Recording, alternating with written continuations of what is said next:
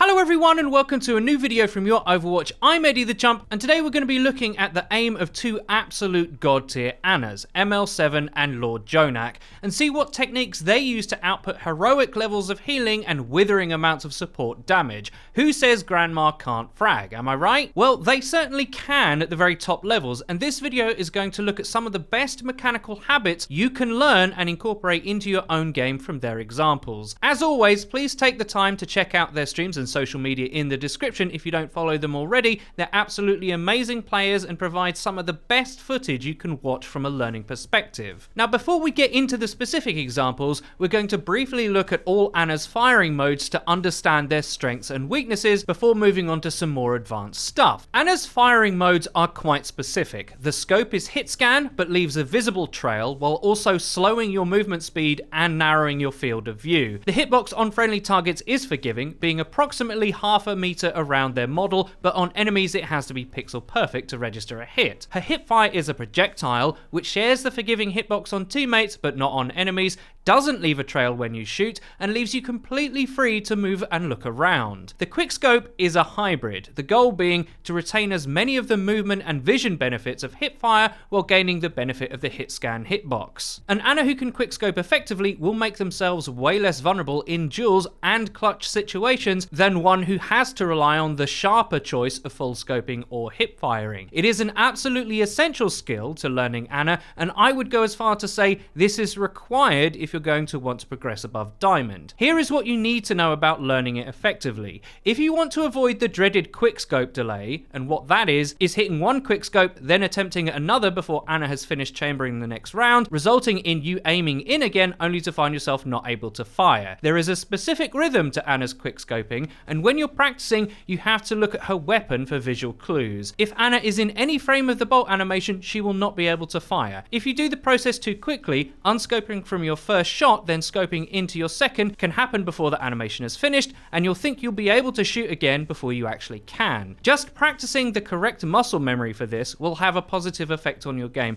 I cannot stress this enough, this is the single most important mechanical habit you can develop as an Anna player. There are many situations in game where you are the only person who can heal a teammate due to range limitations on all the others. For example, that clutch heal on a flanker teammate in the distance makes an incredible amount of difference overall. Now that we understand that, let's look at another fundamental skill. Crosshair placement is really the secret to making shots that appear difficult much easier. Now, damage players only have to do this one way because they're looking to make offensive opportunities count. Anna has to do it for both enemies and teammates, and thankfully you do get to see friendlies through walls, which is definitely something you should be taking advantage of, just like Jjonak and ML7 do. These first two clips illustrate this in a very basic way. As Jjonak leaves spawn on Dorado, he can see that his Widow needs healing a very long distance away. By placing his dot reticle roughly on her before he can even get line of sight, he's able to get her heals much faster than if he hadn't. On Nepal, Jjonak again uses his crosshair placement on two teammates ahead of time,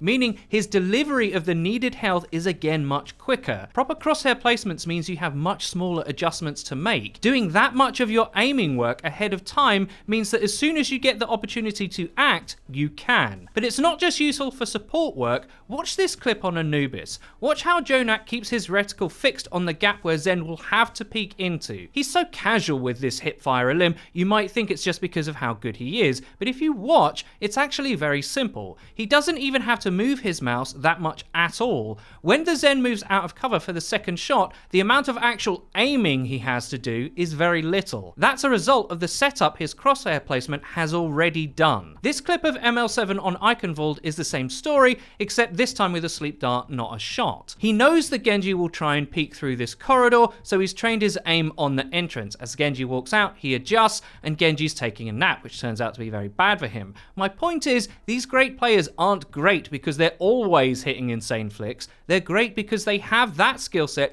in combination with excellent fundamentals, which comprises the vast majority of their play. This allows them to be more consistent and more productive overall. If you want to learn how to aim like a god, first you have to learn how to aim like a mortal. Quickscoping is something that I've gone on at length about already, but to show you just how powerful it is, let's watch this clip of ML7 completely demoralizing an enemy Widow. At the start, ML7 is staying safe out of the line of sight round the corner, scoping in to heal his diva. He already knows the Widow is a threat and isn't revealing himself. As soon as the fight requires him to enter what could be a dangerous area, he stops full scoping to stay as mobile as possible. As soon as he spots the Widow, he places his crosshair before shooting, then quickscopes her once, throws a nade, then quickscopes again, utterly destroying her. Now, the reasons why this is great is because by not staying fully scoped in, he has much higher awareness of what's going on around him, and by quickscoping, he maintains as much movement speed as possible to throw the Widow's aim off. A scoped in Ana is an easy target from an off angle or even from directly straight on for players at this level. By using this technique, he doesn't give the Widow the window of opportunity she needs to charge a full shot and hit him. In fact, she's the one that gets caught out by scoping in too long, as she just can't react fast enough to ML7's play. This is why quickscoping with Ana is so fundamental. You won't believe the matchups it can swing in your favour. This next one from Jjonak on Nepal is against a Lucio. Now, Lucio is very hard to hit because of his mobility, and even harder if you just stay scoped in at this close range, as he can very easily move outside of your field of view. Jjonak says no to all that and hits him with a quickscope, bionade, quickscope, hotness. The Lucio does die to another player, but he was dead as soon as that second shot hit. The last clip is actually Jjonak using the quickscope to hit a follow-up sleep dart on the enemy Widow, much like a hog player might do with a right click into a hook. His crosshair placement is good for where he thinks the Widow will be. He hits the shot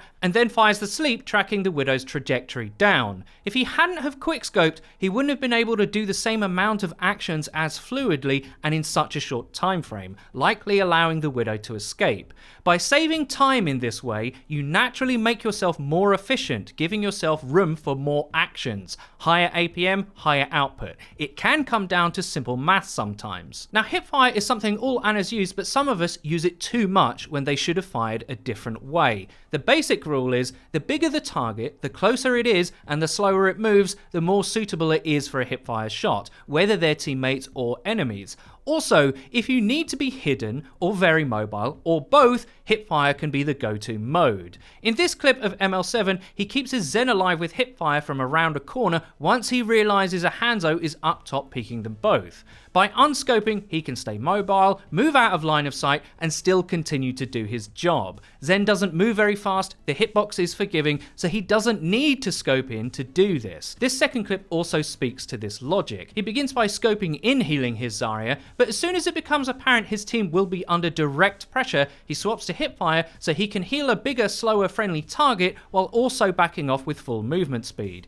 If he'd stayed scoped in, he could have easily been caught out. This last one from Jjonak sees him duel an enemy Zen at such extreme close range he doesn't need to scope in at all. He can effectively barrel stuff him and hit easy shots. Again, Zen doesn't move very quickly, he's extremely close, so better to stay mobile yourself and hit the easy shots. He can stay aware too, as right after he goes back to healing his team with quickscopes. Hipfire shots are the easiest to miss if you use them in the wrong context, so don't try and be outrageously ambitious. Use them for the right job at the right time. Fully scoped shots are best used when A, you are at very long range and absolutely need to hit a shot, or B, the entire fight is in front of you so you won't get caught out from an off angle. This makes them good at the beginning of fights and in the cleanup phase, like Jjonak shows in this clip from Dorado Defense. At the beginning of the clip, his team have already won a fight and they give chase. Jjonak scopes in, kills the Lucio, only unscoping to try and land other money utility like anti-nade and sleep dart before returning to scoping in and hitting some clutch long range heals and damage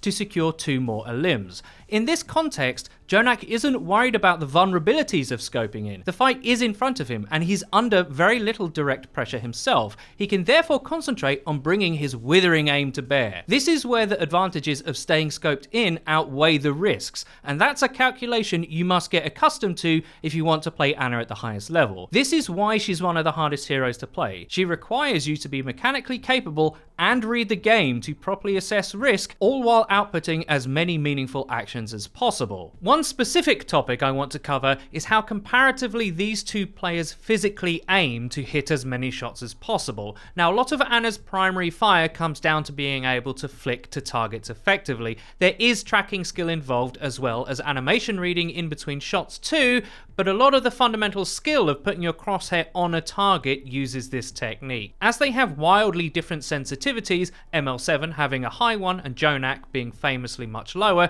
we're going to look at a clip from each to see the differences. This first clip of ML7 on Busan is quite typical of his style. As we join him, he is out of line of sight with his team in front of him as the enemy comes down the stairs to point.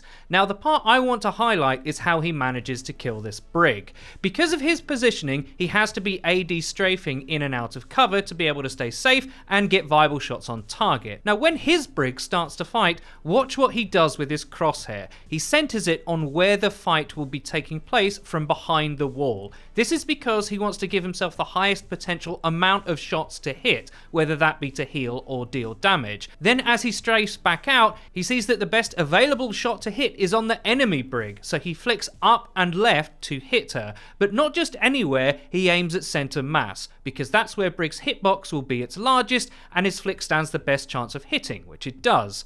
But watch again as he strafes back into cover and recenters his aim much like before. Then as he strafes back out, he pre-aims where the brig will most likely have moved to based on the direction she was facing when he hit his first shot. He actually puts his crosshair right on her but is unable to fire, but when he can shoot, he flicks upwards, aiming for her center mass again, hitting her. Then it's back in and out of cover, recentering for the third shot, but he can read that brig is going to die anyway, so he looks for the next best possible shot to hit. His brig is fighting behind the enemy Rhine shield, so he flicks up and to the right. Now she's actually a much smaller target than usual because of map geometry, so he aims for the center of the mass that he can actually see. As it turns out, he hits a bang in the head before returning to cover again. This is ML7's flick style. He often centers his aim roughly on where the largest group of targets are to give himself the biggest amount of available shots to choose from. After that, he's reading the enemy's movement speed and trajectory in between shots to sync up his flicks with his own movement and fire rate, always aiming for the largest part of the target's mass that he can see. Of course, this all happens much faster than you're seeing it here, which means he actually needs the higher sense to adjust to this constant recentering and flick technique. Jjonak, by comparison, is much more deliberate and smooth. As we join him here on Nepal, he has his crosshair aimed squarely at the entrance to point. He flicks to Rhine's center mass, but that target dies before his shot lands. What he doesn't do is to try and move his mouse too much afterwards, instead waiting for the Zarya to move so he can read her as he moves his mouse slowly in her direction. As soon as she jumps, Jjonak flicks left and aims for center mass. He hits, he waits for a second as he chambers the next round for the Zarya to show where she's moving to, then he flicks right and hits her again. As she disappears around the corner, we get a bit of an insight into how low Jjonak's sensitivity actually is. He gets a call about the enemy Lucio who's just killed his McCree and makes a 3-part flick movement in an attempt to get round to shoot him. First a big flick to cover the distance, then a smaller second one to acquire the target, and then an even smaller one up and to the right to try and hit Lucio's center. He actually hits Lucio's feet because Jjonak is currently falling off a ledge at the same time, but he gets close enough to hit him and Lucio quickly dies despite trying to evade. With Jjonak, there is much less mouse movement overall. He often waits to see how the enemy is moving or look for exploitable animations like jumping to hit them when the enemies are moving their slowest. With a lower sense, he can't really afford to center his crosshair in the way ML7 does because it's that much harder for him to adjust afterwards. Neither one is right or wrong necessarily, but some might argue that Jjonak's technique is more fundamentally sound. If I were a total beginner, I'd probably try and concentrate on hitting shots like he does, but when you're as good as ML7, you can really get away with how he plays. It might even have a higher ceiling in terms of output overall. So to finish off the video, I'm going to show you a few clips where Jjonak and ML7 take all these separate parts and combine them with excellent shot selection. The truth is, ANA players of this level are never just using one aim technique. They're using them all in the right places in combination with fundamental FPS skills such as the aforementioned crosshair placement, while also managing some of the most powerful utility in the game. ANA can absolutely carry, and yes, learning how these players aim in one context or another is vitally important. I'll say it again, learning to quickscope should be considered entry level, but it's the totality of her as a mechanical hero that is truly the demanding part, and there is no shortcut to that, I'm afraid. It begins with talent, but is focused by practice and an understanding of when to use which tool. Hopefully by the end of this video, you have a better understanding of some of those individual pieces and how they fit together. I'll be honest, I know from my own play that I stay scoped in way too much, and I use hipfire way too often over ambitiously. When I watch players like this, I can really start to see the gaps in my game and know what I need to work on next. Turns out, that's quite a lot, but it can be achieved with hard work. And that's about it for today's video. I really hope you enjoyed it. As I said at the beginning, be sure to check out both these players' Twitch streams and social media in the description box below. You'll often see me in their viewer list along with yourself. If you never want to miss another video of ours again, please click the bell icon next to the subscribe button on our channel to join the notification squad. You'll be in great company. And finally, please follow the Your Overwatch Twitter. It's where you can find updates about new videos and other cool stuff. I've been Eddie the Chump, and until next time,